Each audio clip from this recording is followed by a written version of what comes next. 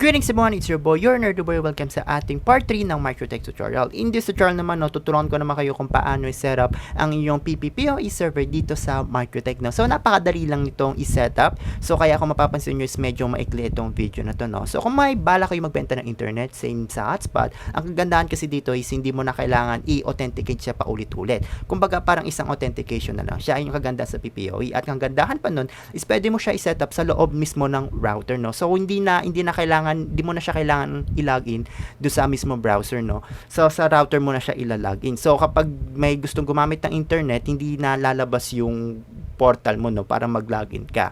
Okay, so, bali, unang-una natin gagawin is, syempre, open natin yung Winbox natin and ilogin natin yung account natin dito. So, bali, connect tayo dito sa MAC address and then connect lang natin yan. Okay, so, bali, ang unang-una natin gagawin is, syempre, click natin itong PPP. So, PPP, ibig sabihin niya point to point, So, maraming option yan. Pero, ang pinaka-focus nitong Mikrotik is itong PPPoE server, point to point over the Ethernet. Okay. So, una natin gagawin is gumawa muna tayo ng server. Okay. So, dito, click nyo lang itong plus. Ayan. And then, plus, i-type nyo lang dito yung gusto nyong pangalan. So, sa akin, kunyari, server, and then PPPP, yan, PPPoE, yan, ganyan. And then yung interface is kung saan mo siya ipaplalagay. So remember, kung mapapansin nyo dito, meron ng mga interfaces dito kasi na-setup ko na to before and then nakalimutan ko banggitin pala na panoorin nyo muna yung part 1 ng ating Mikrotik tutorial kung saan sinetup natin yung mga basic configuration dito sa Mikrotik. So, napaka-importante nyan para ma-setup itong PPPoE, So, kaya siguro kung mapapansin nyo, medyo maikli itong video na to, So, okay, ulitin ko. Kailangan nyo muna panoorin yung part 1 bago nyo panoorin itong part 2, Para makasabay kayo. Okay, so, once na natapos nyo na panoorin yung part 1, okay, so, pwede na kayo sumunod. Okay, so, okay, dito sa interface, click lang natin itong PPPoE server, which is sa port 3 ko siya sinetup. Okay, good sa tayo. And then dito sa default profile is later on, tuturuan ko kayo kung paano gumawa ng iba't ibang profile at para saan yun. And then, ang importante dito is click mo tong one session per host para talaga from isang, para kumbaga sa voucher kasi, isa-isang voucher is pwedeng isang device na pwedeng kumonek. So, para ganito yan. And then dito sa authentication, kung mapapansin nyo, meron kayong 4 dito. Pero ang kini-choose ko lang dito is itong dalawa. Itong PAP and then itong CHAP. Yung PAP kasi is, ang ibig sabihin yan is Password Authentication Protocol. So, kumbaga, nagko-compare lang siya ng account. So, kunyari, si router nag-request ng login from dito sa PPPoE server. Ang gagawin niya lang is, i-compare niya lang yung username and password doon sa server and then kapag tama yun, ilalagin na niya. Kapangitan dito sa PAP is hindi siya ganun ka-secured. So, pwede mo siyang i-brute force and then pwede mo siya i-hack or something ganun kapag marunong kayo. And then dito naman sa CHAP, ibig sabihin yan is challenge, handshake, authentication protocols, mas secure siya. Kasi may quiz na mangyayari dito. So, ang gagawin niya is si router magbabato lang ng username dito sa server and this server gagawa siya ng quiz. Kailangan masagot ni router yung quiz na yon. Then kapag nasagot niya yon, doon na siya makakaroon ng access. Okay, so ito lang yung tinitira kong dalawa, CHAP and PAP. Sana naintindihan niyo yung part na yon. And then apply lang natin yan. And ayan na siya, goods na. Okay, so and then make sure din pala na I forgot to mention ulit na nakalagay na yung Ethernet cable nyo o nakakonect na yung PC nyo dito sa port 3 para matest na natin siya. Okay, so ang next thing naman is gawa tayo ng profile. Okay, dito sa profile, ayan, sa profile and then plus lang tayo. So, pwede tayo gumawa dito ng iba't ibang profile. So, kunyari, 5 Mbps, 10 Mbps. So, ganun yung mga karaniwan, kalimitang ginagamit nila, So, which is, ayun yung gagawin natin. So, 5 Mbps. And then yung local address is kung anong local address yung sinetup mo dito, So, para makita mo yan, is punta tayo dito sa IP and then addresses. And then dito sa addresses is may makikita ka ditong, ito yung pinaka address mo or local address mo, 192.168.200.1. So, lagay mo na siya dito, 192.168.200.1. Ayan, good na siya. And then, dito naman sa remote address is yung pool mo, which is ito sa atin, di ba? Ito yung pool natin. Ayan siya. So, goods na yan, So, ulitin ko, yung local address niya is ito, and then yung remote address niya is yung pool natin na ginawa natin doon sa first tutorial. And then, ano pa? Okay, sa protocol, and then sa limit, syempre, lagyan lang natin siya 5M. Make sure na capital M yon for Mbps. So, both upload and download speed. Okay, and then apply. Okay. And goods na siya. Okay, so ang next thing naman is 10 Mbps. So, pwede kayo gumawa ng iba't ibang klaseng profile. Kayo na bahala dyan. Ganun lang yung gagawin natin. And, kunyari 10 Mbps. BPS. And then sa local, same lang din, 192.168.200.1.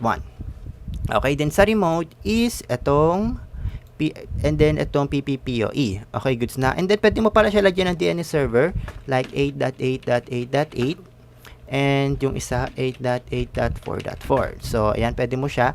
So, makikita nyo to, automatic na siya ilalagay itong DNS server doon sa router. Kaya pwede siya ilagay dyan. And this limit, same lang din, 10M/10M. Yan, 10 Mbps, both 10 Mbps yan. And then sa queue, wala muna tayo sa setup na queue kasi di pa natin nagagawa yung tutorial about sa bandwidth management. So, ayan muna, then apply. Okay. So, goods na. So, next thing naman natin gagawin is gagawa na tayo ng mismong account. So, gagawa na tayo account ni client. So, example, meron na nagpa-connect sa'yo and then gawin na natin yung account niya. So, kunyari, ang name niya is ito. Ayan. And then, yung password na ilalagay natin dito is kayo bahala. So, kunyari, ito yung sa akin. Ayan. So, para makita mo yung password, setting lang and unhide password. Hide password. And then, ito yung password. And then, yung service, make sure na PPPoE yan. And then, yung caller ID is, sa ngayon, wala muna kasi hindi pa siya lumalabas. Pero, suggest ko, kapag meron na siyang lumabas dito, I think wala pa siya dito, i-copy mo lang yung MAC address na nilagay mo lang siya dito, no, para secured na secure talaga. And then, yung profile is ang default. Ang ilalagay ko dyan is 5 Mbps. And then, yung local address, type mo lang dito, 192.168.200.1.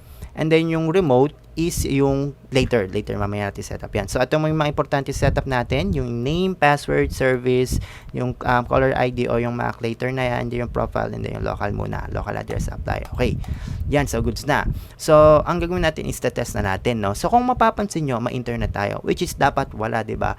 Kasi inailagay ko yung PPPoE dito sa DHCP server, which is dapat wala to. So, balang gagawin mo lang is i-delete mo to, itong PPPoE server, make sure na i-delete mo yan, wala dapat yan. So, mali yung nagawa natin, and then i-delete mo yan, no? So, ayan, goods na. So, kailangan wala siyang DHCP server. Ayun lang yung mistake na ginawa ko. Okay, so, goods na tayo. So, ang next thing naman is, try natin siya i-test, no? Pero kung mapapansin nyo, may internet pa rin siya dito, no? So, bali, ang gagawin ko is, i-restart ko to. Punta tayo sa system, i-restart, reboot, and then reboot to router. Ayan, so, ayan na siya, na-disconnect na siya. Then, cancel lang natin. Refresh. Ayan na siya, and then, ilagin lang natin dyan. And then, log in. Okay. So, ayan, no. So, mapapasun dito, wala na tayong internet. So, kapag sa tingin nyo may internet pa rin, ang gagawin nyo lang is, i-disconnect nyo lang itong Ethernet cable, and then, i-plug nyo lang. I-plug nyo. So, ganun lang yun.